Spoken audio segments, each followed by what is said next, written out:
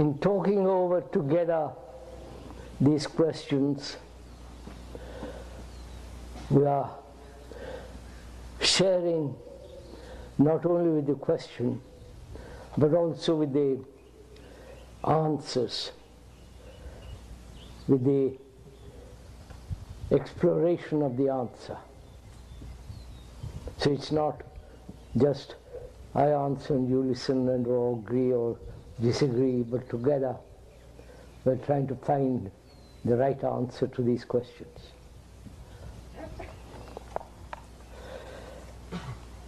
I'm not asking how fear arises. That you have already explained. Rather, what is the actual substance of fear? What is fear itself? Is it a pattern of physiologic reactions and sensations, tightening of muscles, surge of adrenaline, and so forth? Or is something more? What am I to look at when I look at fear itself? Can this looking take place when fear is not immediately present? I am not asking how fear arises, that you have already explained. Rather, what is the actual substance of fear? What is fear itself? Is it a pattern of physiologic reactions and sensations, tightening of muscles, surge of adrenaline, and so forth? Or is something more? What am I to look at when I look at fear itself? Can this looking take place when fear is not immediately present? Rather long question.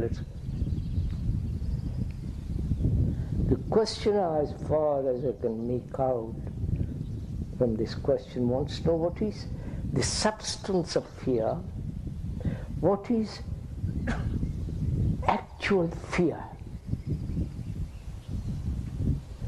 and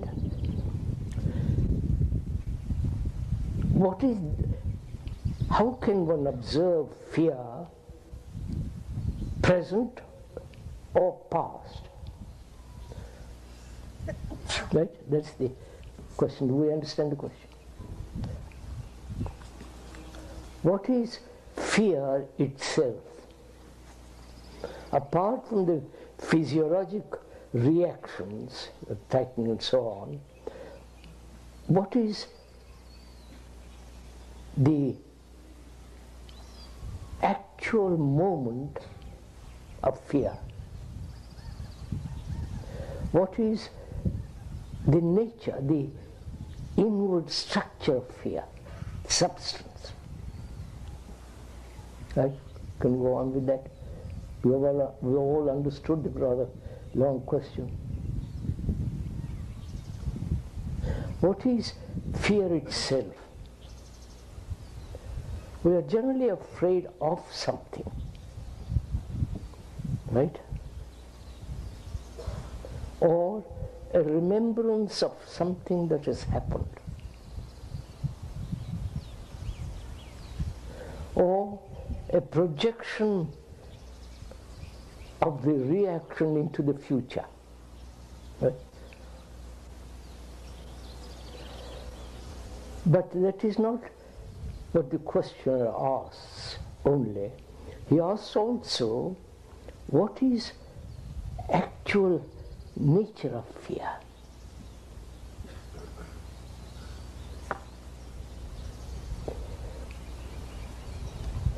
I really don't know. We're going to find out.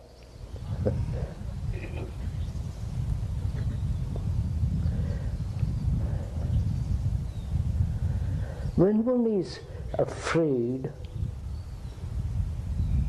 both physiologically as well as psychologically, it is Is it not something that one has feeling of danger, right? Feeling of total isolation,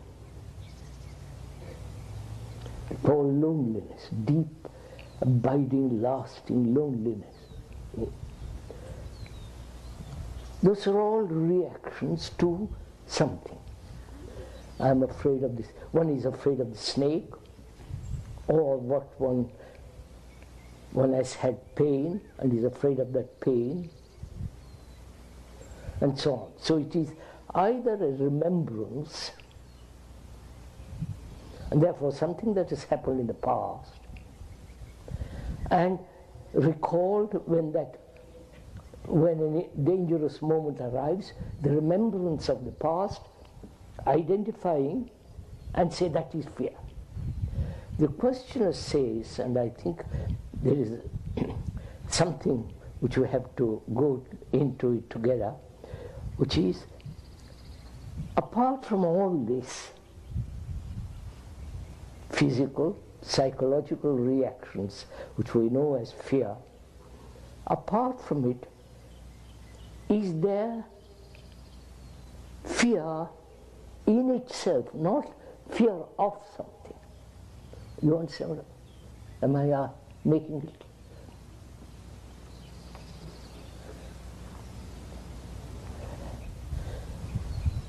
Is there fear per se? Or we only know fear in relation to something else? If it is not relation to something else, is it fear? We only know fear in relation to something, from something or towards something. But if you eliminate all that, is there actual fear which you can examine? You understand my question? Or is fear, deep-rooted fear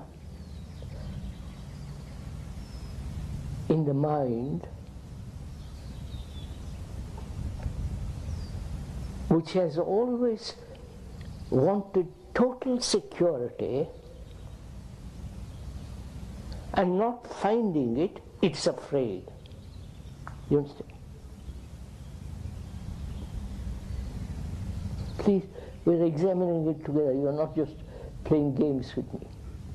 It's not, the ball is not in your court or in my court. We're looking at it together.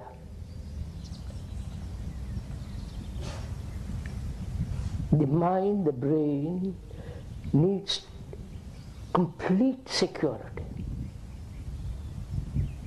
to function well, healthily, sanely. Not finding it in anything, in a relationship, in an idea, in a belief, in an image. An intelligent mind rejects all that. But yet it must have complete security. And lacking that, fear comes into being, right? That is there something totally, completely secure, certain, not the certainty of belief, dogma, rituals, and ideas, which can be abolished and new ideas, dogmas, theories can be replaced by them. But if we put aside all that, is the mind, the brain, seeking a security that is imperishable. And not finding it has deep-rooted fear. I don't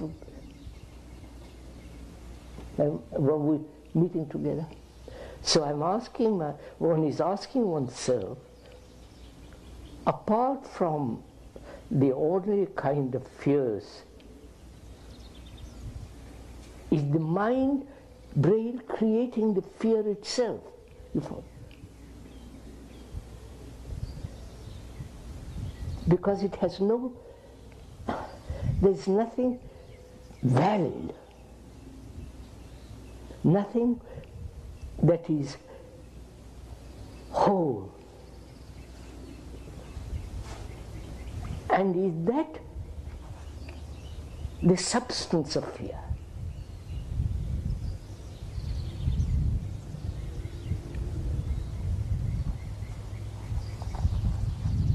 That is, can the brain, and the brain includes, mind includes the brain reactions and all that, can that total mind have complete security, certainty, not about something, you understand what I mean? Not about God, belief or that, but in itself completely whole. Am I conveying something?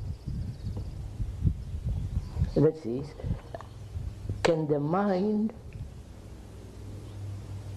in itself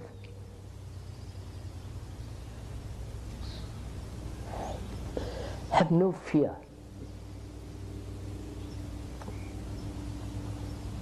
Am I conveying something? Are we meeting each other? Mind, thought, which is part of the mind and brain, has created, desiring security has created various illusions, philosophical and so on, theological, and not finding it there, it either creates something beyond itself in which it can find security, total security, or the mind is so totally complete, it has no need for fear. Are we? This is rather difficult.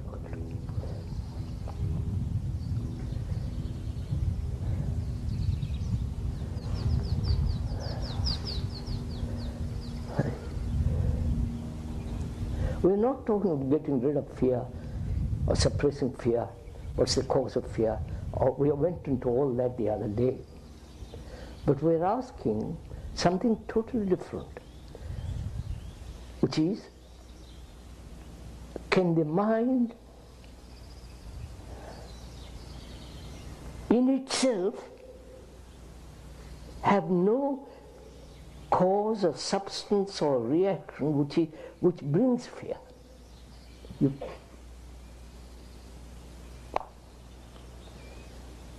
Are we? So please, this rather difficult question to find this out, that is, can the mind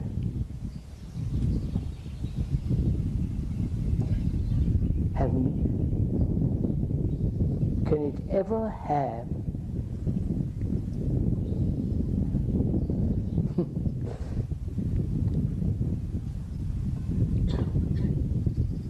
can it ever be in a state, again that word state implies static, I don't mean that.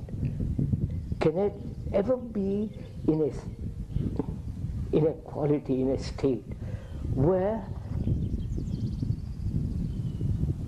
it has no movement reaching out or going, you follow? Completely whole in itself. I wonder if I'm good.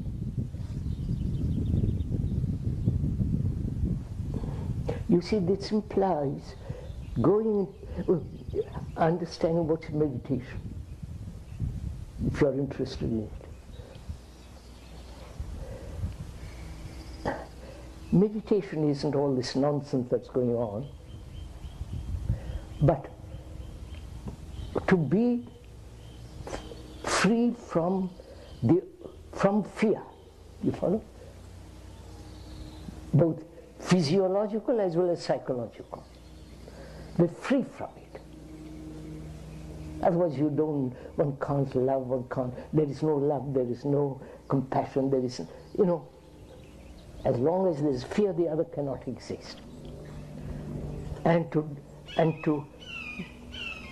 meditate, not to reach something, to understand the nature of fear, and to go beyond it, which is to find out whether the mind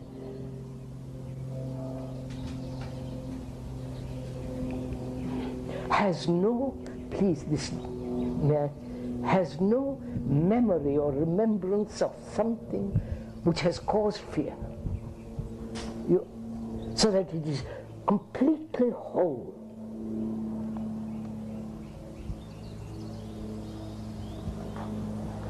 I think I will more or less answer that question. Oh yes, can this looking take place when fear is not immediately present?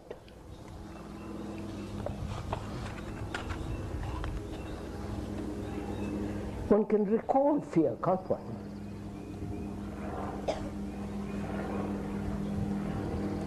And the recalling of that fear can be observed, can't it? You're sitting here quietly, probably you have no fear now. But you have had fear in the past, and you can say, well, you can summon it. But it's not actually the same, right? Because at the moment when there is no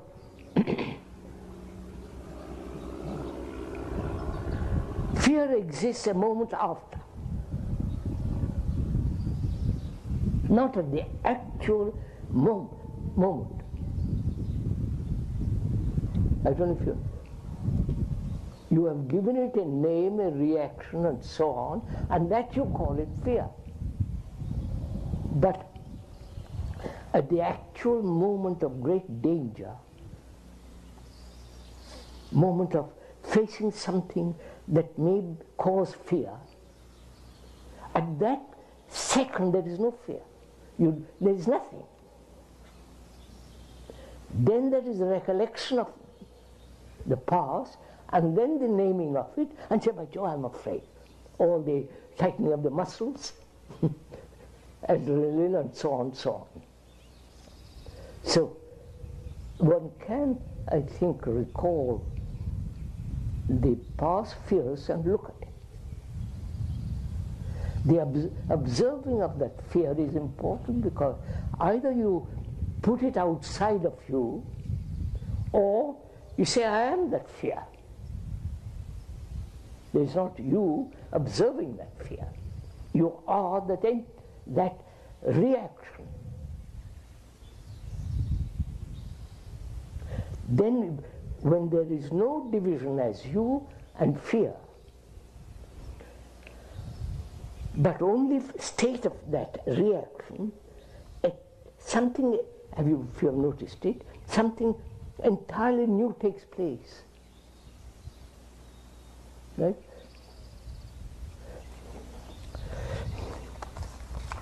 Let's go into it.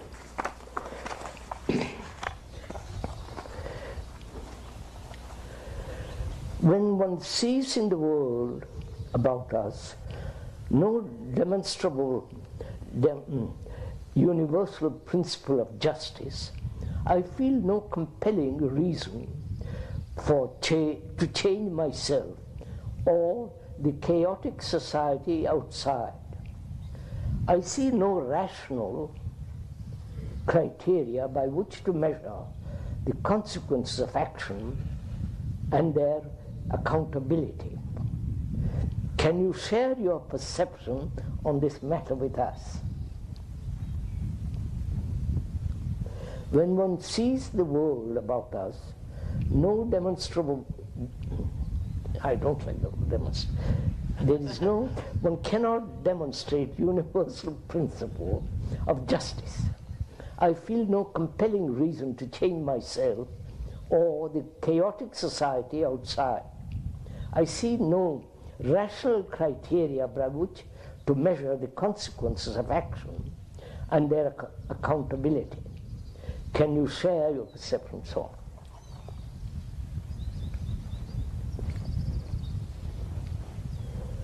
on. Is there justice in the world? This has been a question of for all the philosophers have gone into this, spinning a lot of words about it. Now, is there justice in the world? Rational, sane justice. You are clever, I am not. Right? You have money, I have not. You have capacity and other has not. You have talent, you can enjoy all that. Other is born poor.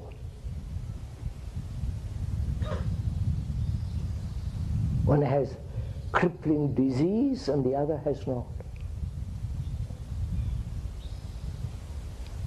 The criminal, what we call criminals, with their, and he judged and sent to prison or whatever takes place. So we consider that there must be justice, right? Seeing all this, we say there must be somewhere justice. So we move from lack of justice to an idea of justice. I don't know if you're following this. God is just. And so on. But the fact remains that there is terrible injustice in the world. Right? And the questioner wants to know,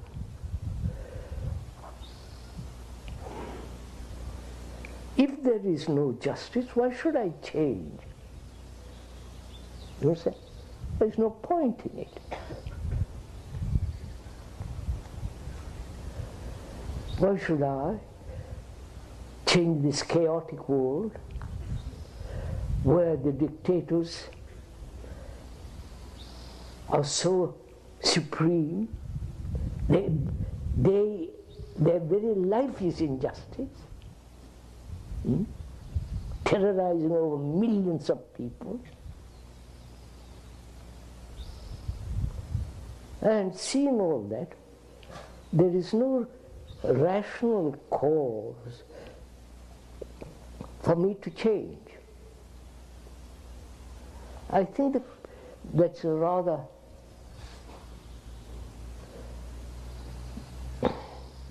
not rational question, if I may say so. Do you change because for some cause, because you are under pressure, or you are rewarded?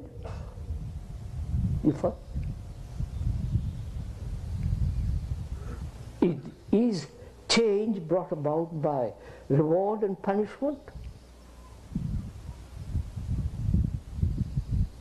Or you see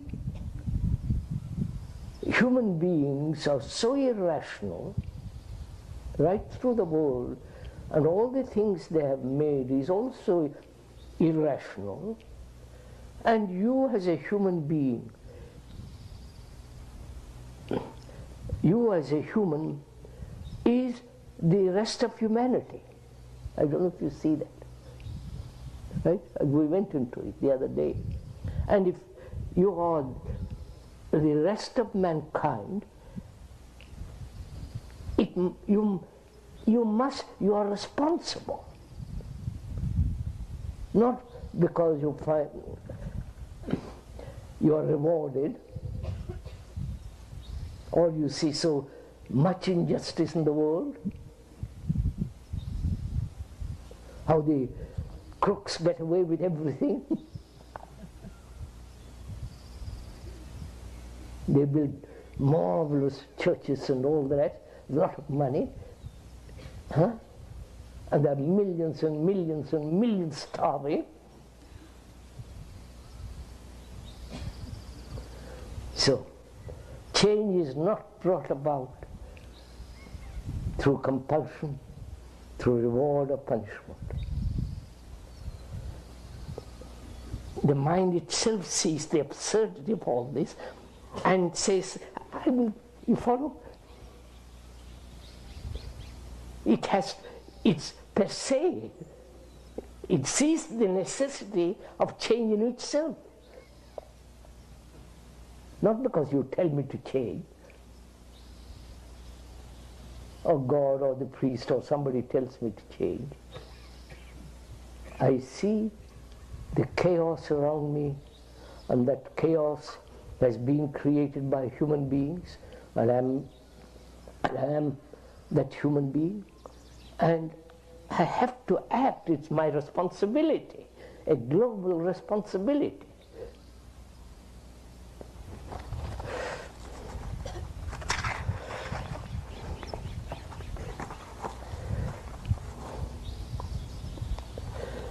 Can we die psychologically to the self? To find out is a process of choiceless awareness. I wish you wouldn't quote me. However, in order to observe choicelessly, it seems we must have ended or died to the ego, me. So my question is, how can I observe in my current state of fragmentation? Is it like the eye trying to see the eye? As you have said, we must be free of fear in order to observe fear. This is an impossible paradox. It is driving me mad. Please clearly clarify this issue. I will clarify the issue. Don't quote me. Or anybody. Because then it's not yours. You're second-hand, you become second-hand human beings, which we are. So, please, that's the first thing to do.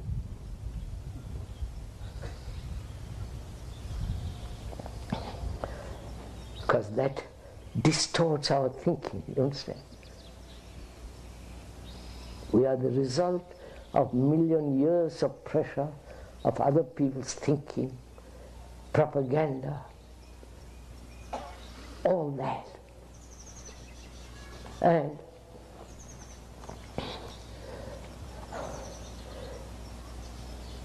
if one is not free of all that, you can never find out the origin of all things. You don't understand? So my question is, how can I observe in my current state of fragmentation? You cannot, right?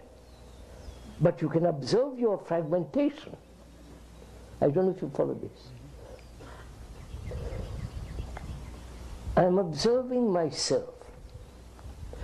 In observing, I discover that I'm looking at myself with certain prejudice.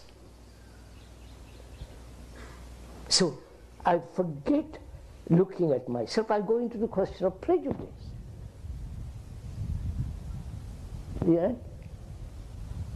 I'm aware, I become aware of my prejudice, and can I look at it without any sense of distortion, without choice, without and all the rest of it. Just to observe the prejudice I have. Let the story of prejudice tell me. Not I tell the story about prejudice, but let prejudice unroll itself. You understand what I'm saying? What's the cause of prejudice? The image, conclusions, opinions. So I begin to discover, one begins to discover, in looking at fear, I realize that I am fragmented, that fragmentation is brought about by thought, naturally. And therefore, I begin to be aware of the movement of thought. So what is important is not observe fear when my mind itself is clouded, confused, so I inquire into my confusion. Why are human beings confused? Well, why are you all confused? If you're very clear, you wouldn't be here. And I wouldn't be here. Thank God. Because we are confused, our question is, what is this confusion? Who has created this confusion? In us and outside of us. Right? So in inquiring or observing confusion, the movement is to be aware of the movement of thought, the contradictory nature of thought. And that, you follow?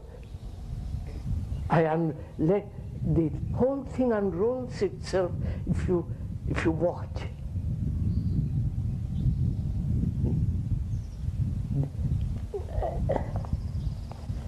The story is there, but we don't read the story.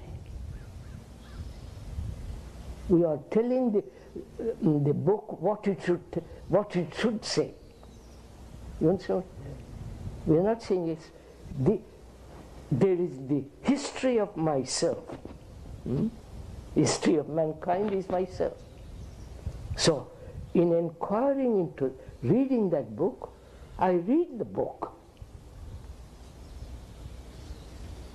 chapter by chapter, or I understand the whole book instantly. That more. That implies one has to have deep insight. I don't want to enter into all that. I don't know if you want me to go on into that. So look,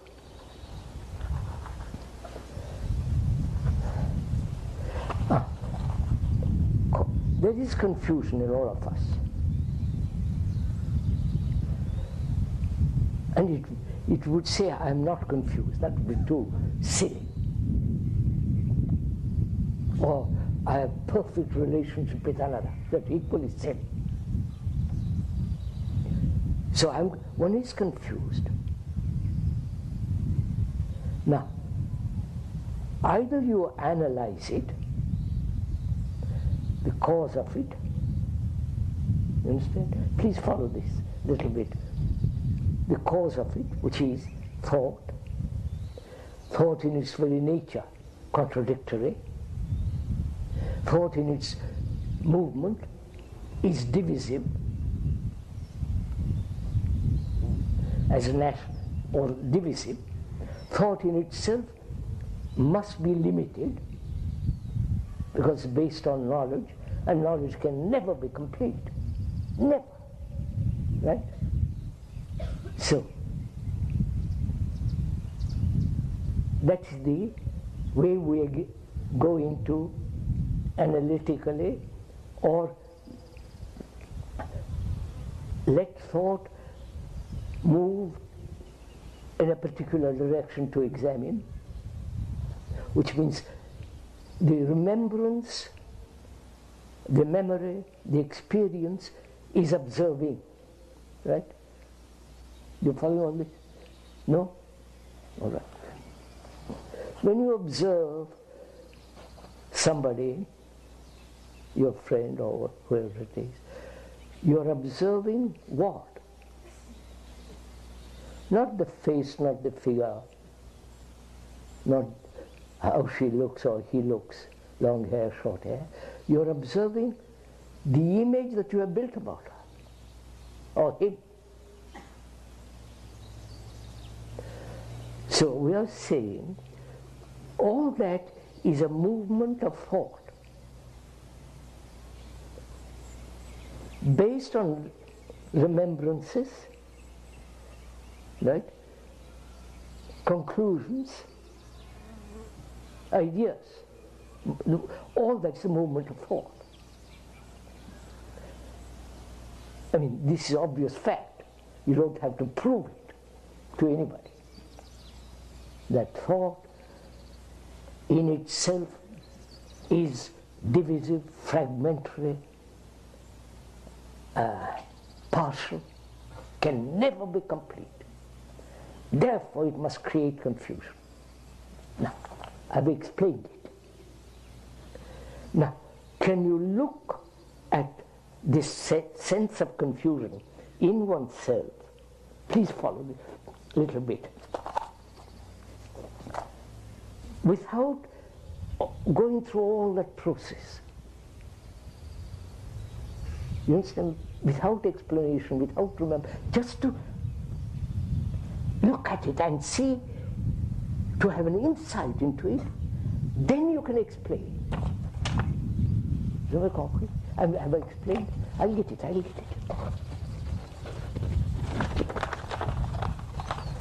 Have I explained this? Insight, by the very word, means to have sight in the thing. Insight.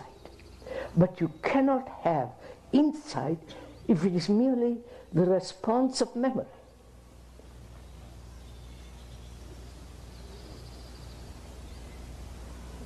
Because organized religion is not religion, right? With all the nonsense that goes on with it. Rituals, dogmas, theories,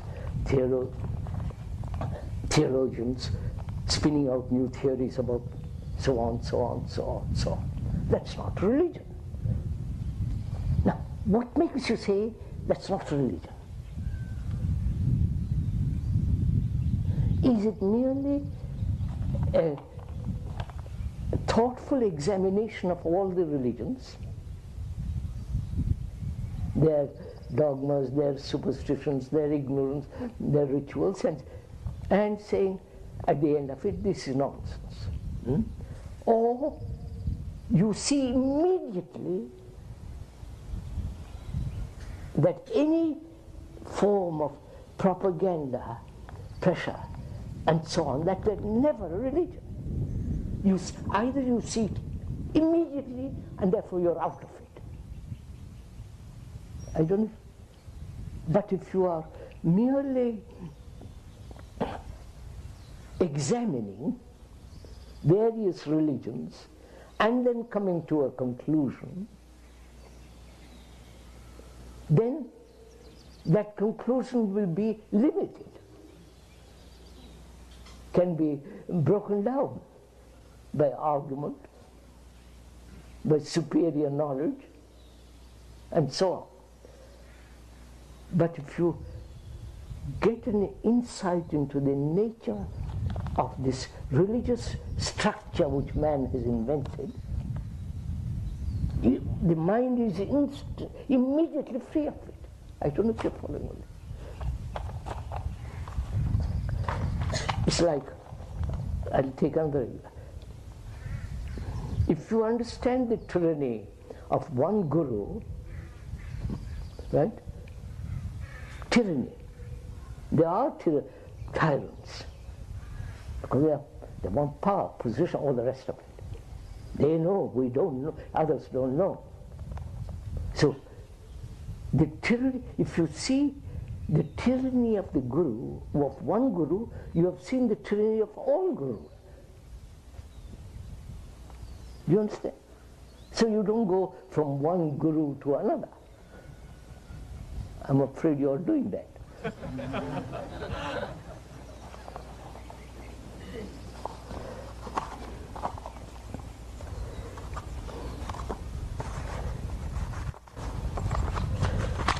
In observing, in observation without the observer, is there a transformation from staying with the fact that leads to an increase of attention? Does the energy created have a direction? Good Lord, I don't know what's all this. What is the relationship of attention to thought to the center, the self? Is there a gap between attention and thought that leads to freedom? Look, so these questions, unfortunately, don't relate to your actual life, right?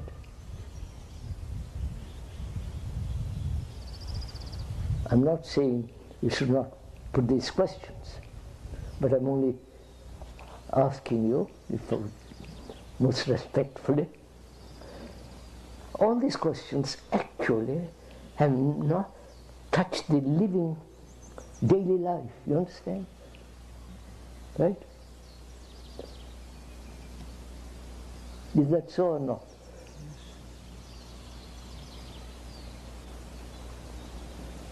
So you have, all these questions become theoretical. Something abstract, something that you have heard, and then say, well, who is the observer? And the observer is the observed, and so on.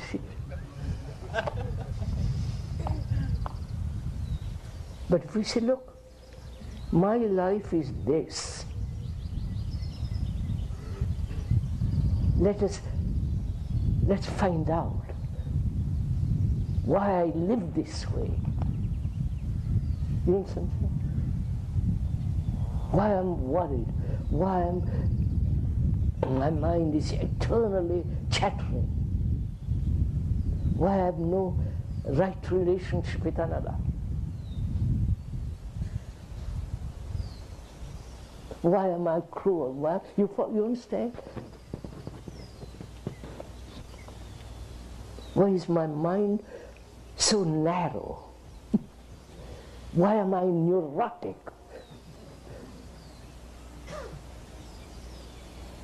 Neurotic person never says, I'm neurotic. But one can observe the person who is neurotic. It may be my wife or my husband who is neurotic.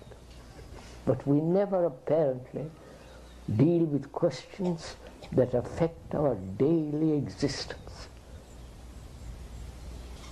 I wonder why. You understand my question? All these questions are that. I think there are about 250 questions. We went through them. Please, I'm not scolding or impatient or preaching, but I'm just asking myself. I ask, after reading all those questions, I say, why isn't there one question that affects psychologically the inward? You understand? Why am I unhappy? Why am I in conflict with my neighbor, with my husband, with my... You follow?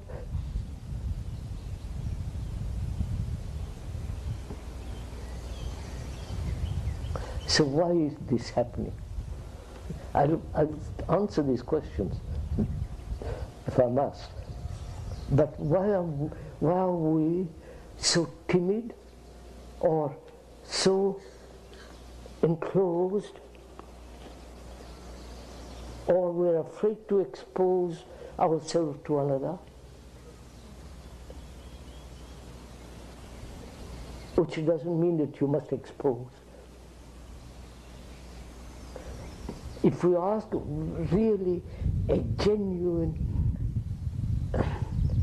a question that affects deeply our life, it has much more vitality than this. Right?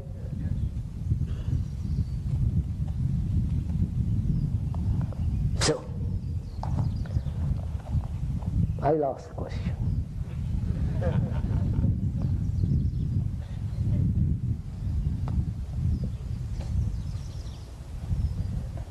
Why do we, each one of us, live the way we are doing? Taking drugs, pot, drinking, smoking,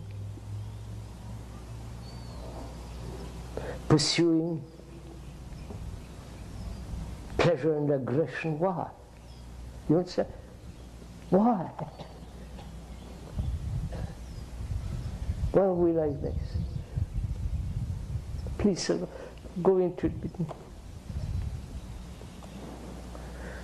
Why are we aggressive? The whole society in which we live, in this society of the West, aggression is one of the most important things.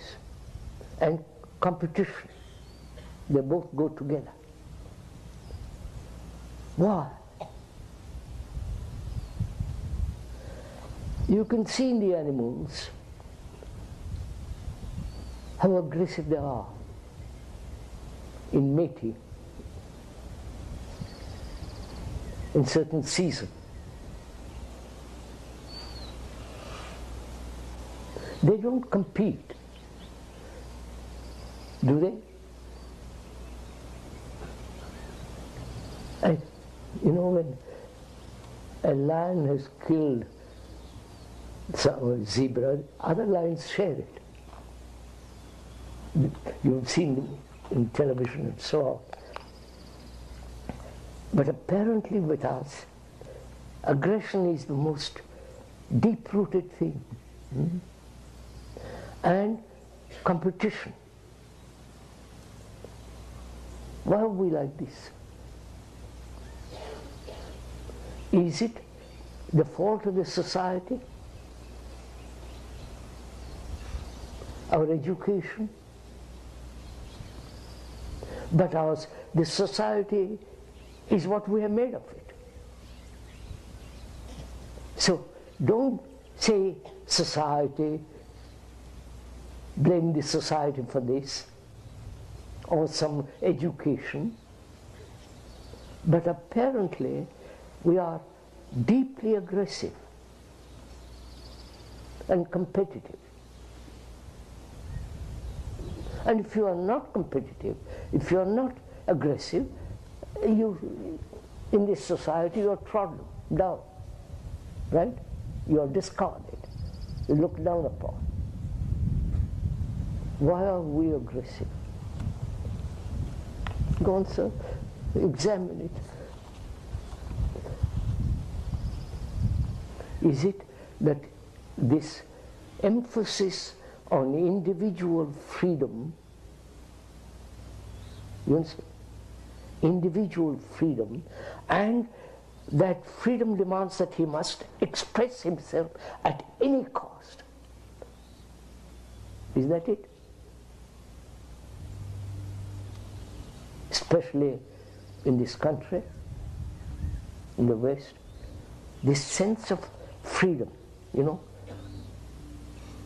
If you have an instinct to do something, if you want to do something, do it. Don't restrain, don't examine it.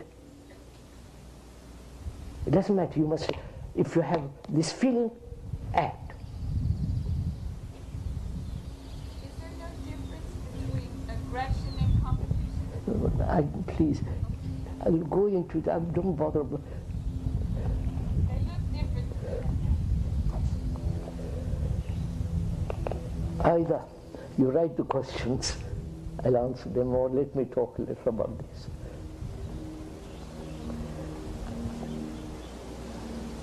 You can see what aggression does, right?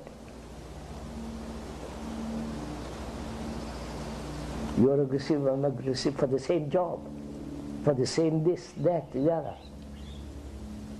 And so we are fighting each other all along the way, right? Both psychologically and physically. And we carry on. That's part of a pattern, part of our social education. And to break that pattern, we said we must exercise our will, right? Which is another aggression. I don't know if you follow this, right? Right? I'm following this. When I exercise my will, will is another form of I must. You understand? That's another form of aggression.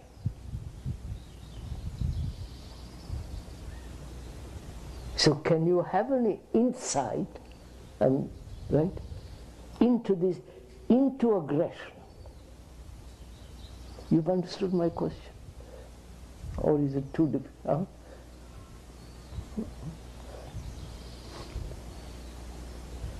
You understand my question, sir? That is, I am aggressive. Thank God I'm not, I've never been, I don't want to be. I suppose I'm aggressive.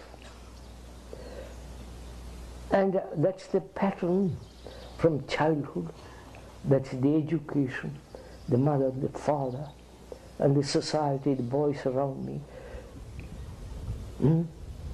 All aggressive. And I see, and I like that. It gives me pleasure. And I accept it, and I also become aggressive. Right? And then as I grow up, somebody shows me the nature of aggression, what it does in society, how competition is destroying human beings. It is not only the speaker is saying this, scientists are beginning to say this. So perhaps you will accept the scientists. So you explain it very carefully, all the reason, the cause, and the destructive nature of competition, which is to compare, always comparing. You understand? Now a mind that doesn't compare at all, you understand, is a totally different kind of mind. It has got much more vitality.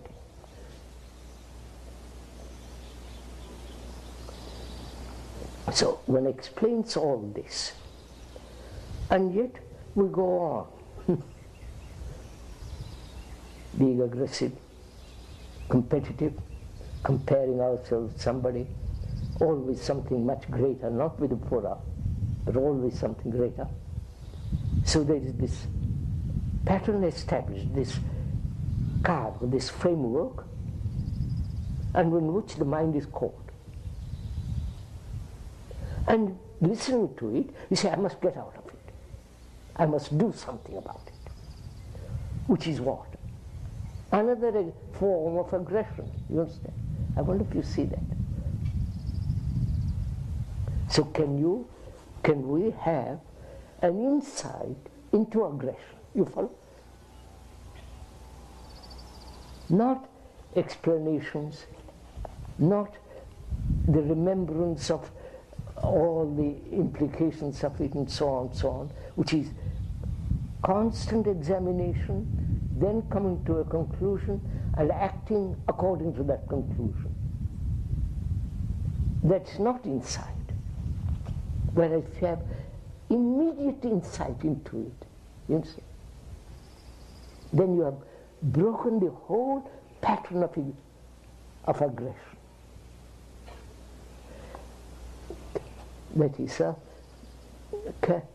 we compare, don't we? Both physically, you have long, I wish I could look as nice as you look. Or psychologically, we say, so there's constant comparison. Which means what? I don't know if you've gone into this. To compare oneself with somebody else, greater, more intelligent, bright, and so on, is to what? Deny what you are and change what you are. I wonder if you understand this. Am I making this clear?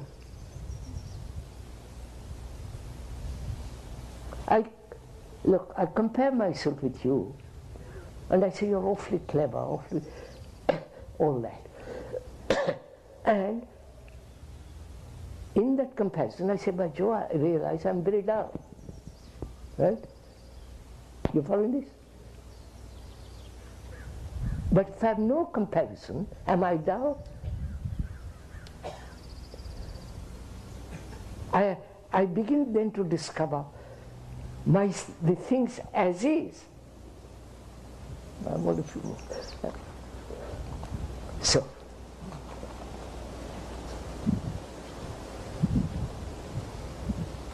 what shall we do with the way we are living? Sorry to bring it home. What shall we do?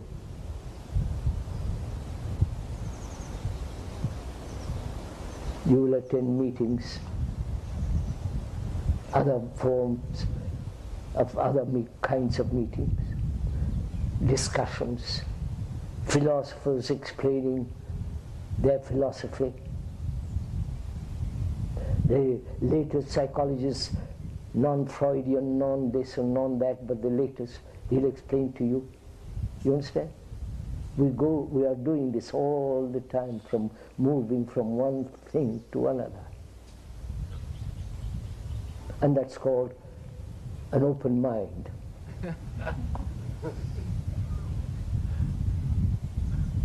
But we never say, look, this is so, I am like this, let me find out. Why am I like this?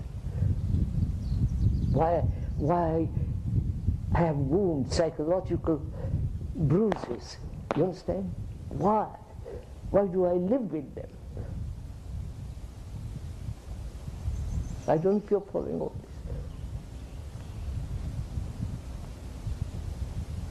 But reading somebody like books of, or attending Krishnamurti's talks, and then quoting back was so, I know all this by heart.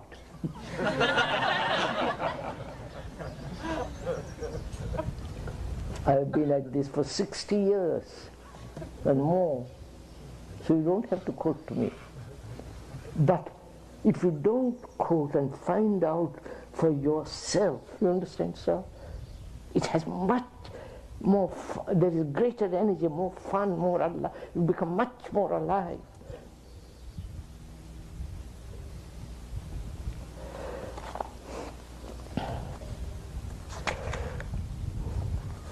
What is the relationship of attention to thought? Is there a gap between attention and thought? Right? This is a good question because it affects us. That is, what is attention? What is the relationship of thought to attention? Is there in attention freedom? Right? Is this a question that affects us? That is, we know what concentration is. Right? Most of us do from childhood. We are trained to concentrate. And the implications of that concentration is narrowing down all energy to a particular point and holding to that point. Right? Boy in a school is looking out of the window, looking at all the birds and the trees and the movement of the leaves, or the squirrel climbing up the tree. And the educator says, look, you're not paying attention. Concentrate on the book. Right? Listen to what I'm saying, and so on, so on. Which is what? Going to itself, which is what? You are making concentration far more important than attention.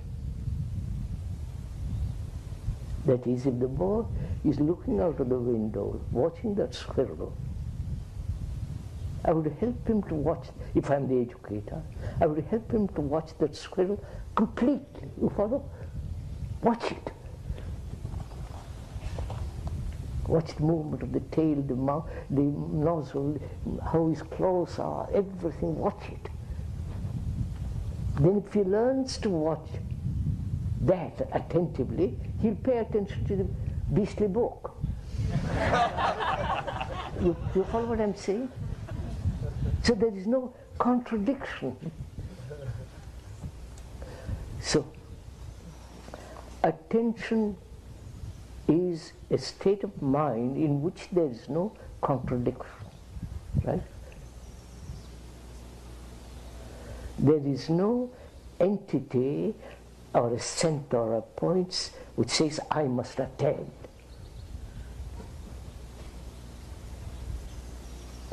In that state, there is no wastage of energy. Whereas in concentration, there is always the controlling process going on. I want to concentrate on that page, but thought wanders off. And then you pull it back. It's the constant battle going on. Whereas in attention, if you go into it, it's very simple really. When somebody says, I love you, and he means it, you're attending. You don't say, do you love me because I look nice, or I have money, or I'm sexual, or this or that? You follow what I'm saying?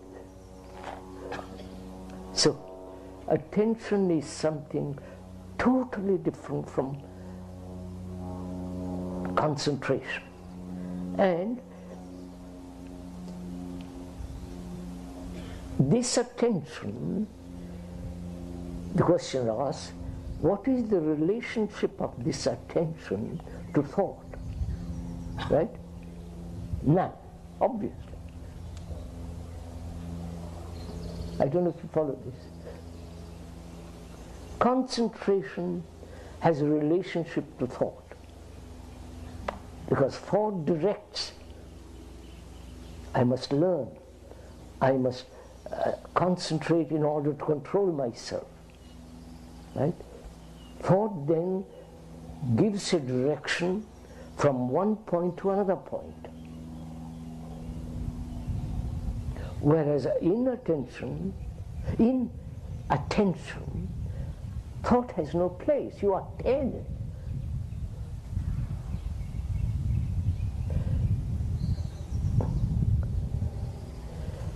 And is there a gap between attention and thought? So, as we explained the other day,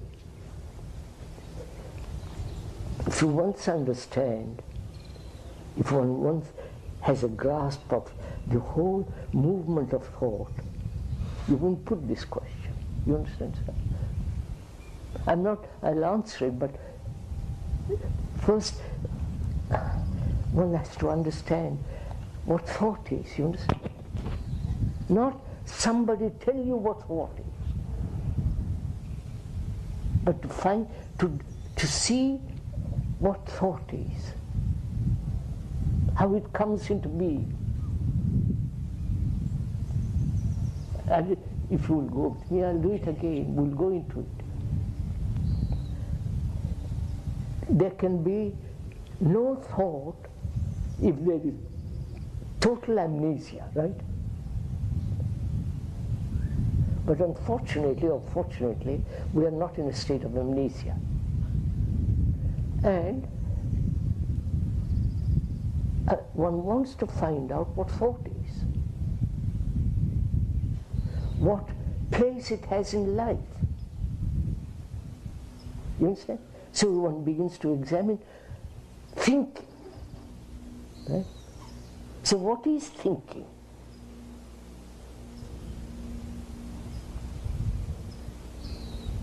Thinking takes place as a reaction to memory, obviously. Memory responds to a challenge, to a question, to an action, or a response in relationship to something or to an idea, to a person, right? You see all this in life.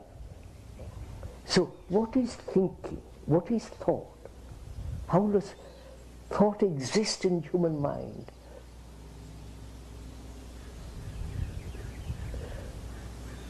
So one says, one asks then, what is memory? You understand?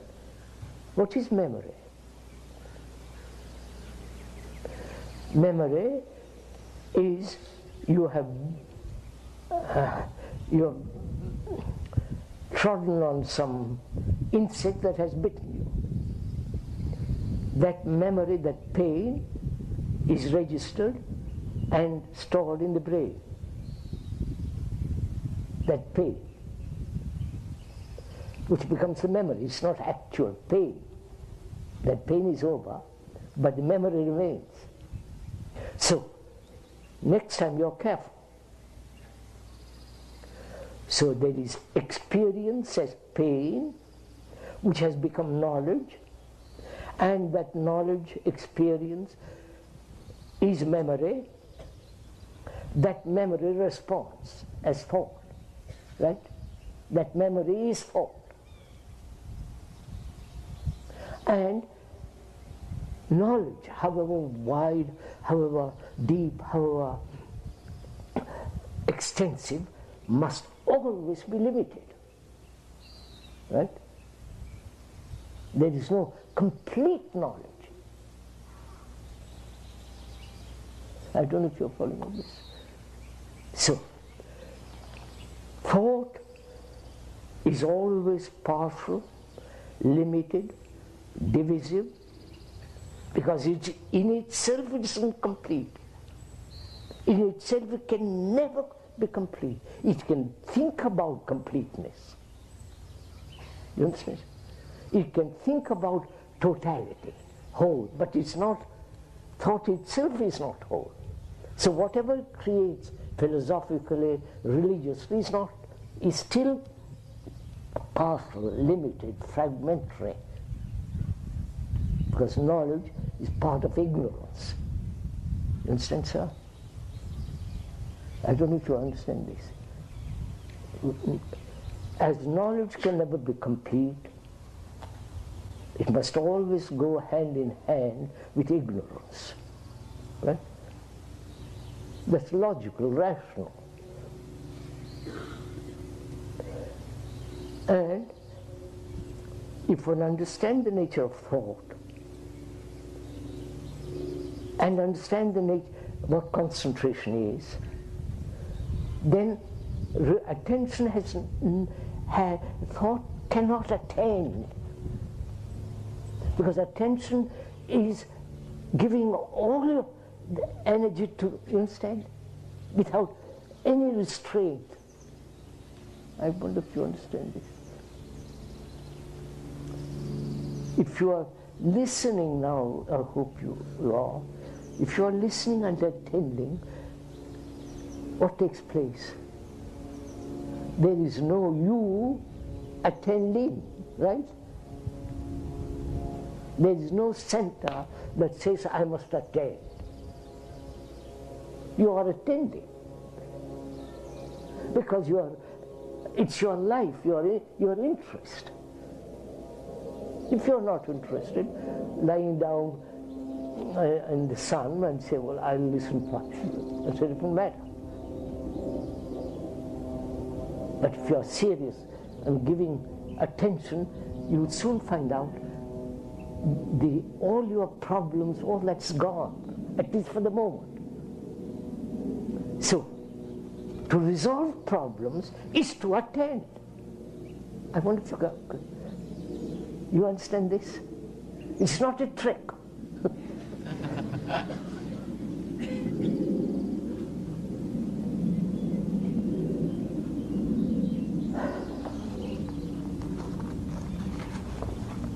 What time is it? 17 minutes. What? Huh? 17 minutes. I'm so sorry, 17 minutes to 1.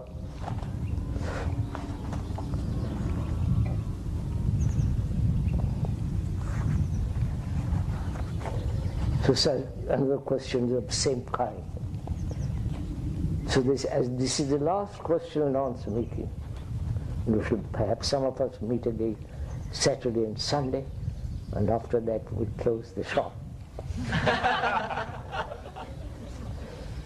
So,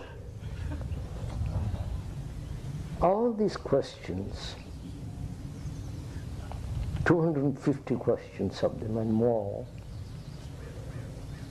is always somehow not dealing with the facts of oneself. You understand, sir?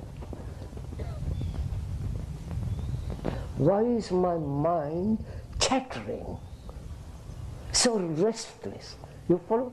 You don't ask such a question.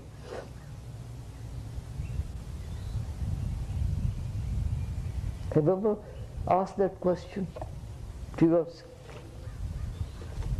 Why are you so restless, especially in this country?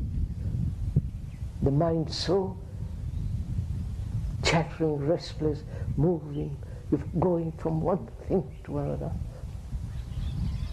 Constant entertainment, right? Why is your mind chattering? And what will you do about it? Right? Your immediate response, is to control it, right? Say, I must not chatter. Which means what? The very controller is chattering. I don't know if you see that. Do you see that? There's a controller who says, I mustn't chatter. Is in itself part of chattering. I see the beauty of it. So what will you do? Answer. If you observe it, if you say, look, my mind is chattering.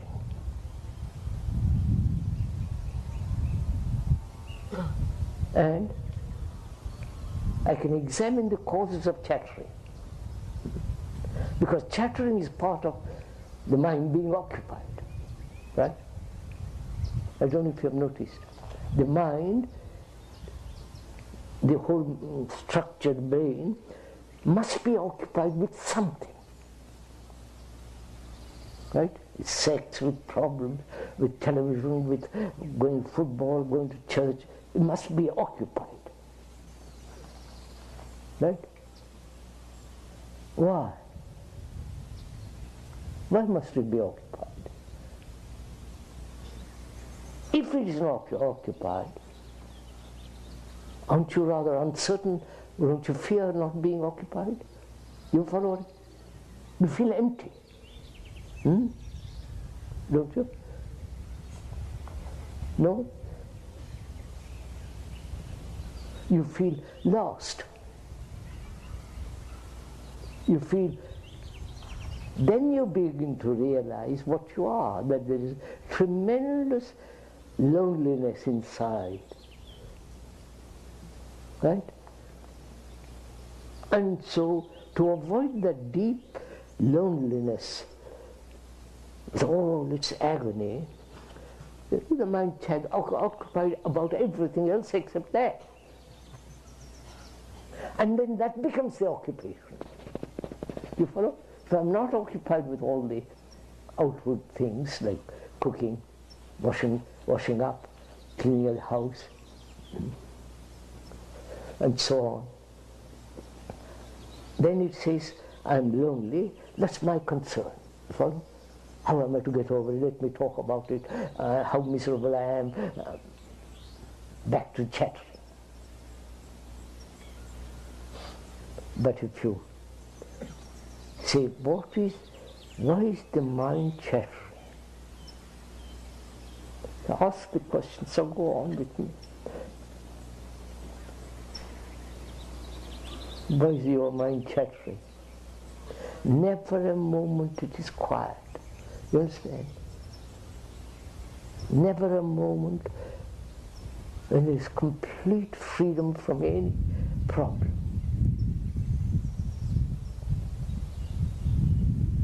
Right? So, again, is that occupation the result of our education? Of the social nature of our life? Those are all excuses, obviously. But when one says, when one realizes, if one does, your mind is chattering, and look at it, you follow? Wait with it, stay with it. I don't know if I'm explaining. My mind is chattering. All right, I watch it. I say, all right, chatter. I'm attending to it, you follow? I wonder if you understand this. I'm attending, which means I'm not trying to not to chatter. I'm not saying I must not suppress it or any of that. I'm just attending to chattering. If you do, you will see what happens. Then your mind is so clear, free of all this. And probably that's the state of normal, healthy human being. Right? That's enough, I think.